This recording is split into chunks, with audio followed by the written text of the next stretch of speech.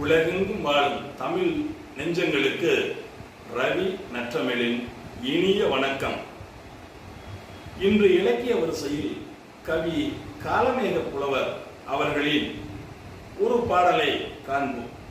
கவி காலமேக புலவர் அவர்கள் புலவர் அவைக்கு செல்லும் பொழுது ஒரு புலவர் கரி என துவங்கி உமி என முடியும் ஒரு பாடலை பாடுமாறு கேட்டார்.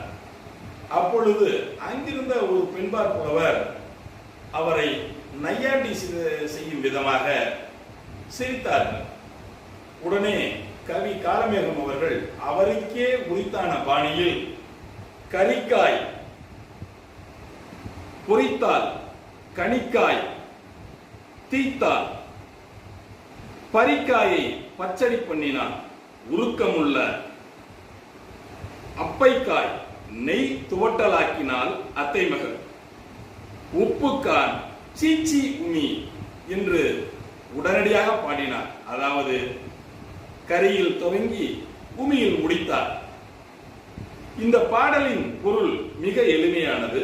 அத்திக்காயை பொறித்து வைத்தால், வாழைக்காயை வதக்கி வைத்தால், மாங்காயை பச்சடியாக செய்தால், அனைவருக்கும் விருப்பமுள்ள கத்தரிக்காயை நெய் துவட்டலாக்கினால், ஆனால் எல்லாவற்றிலும் உப்பு அதிகம், ஆதலால் அவையெல்லாம் சீச்சி என்று துப்பும் அளவிற்கு ஆகிவிட்டது என்று கூறினார்.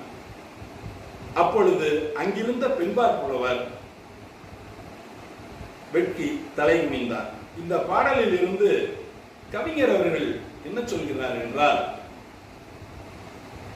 ஒரு மனிதரை அவையில் எக்காரணம் கொண்டும் யாரும் நகைக்க கூடாது என்ற செய்தியை நமக்கெல்லாம் சொல்லுகிறார் நகைச்சுவை உணர்வுடன்.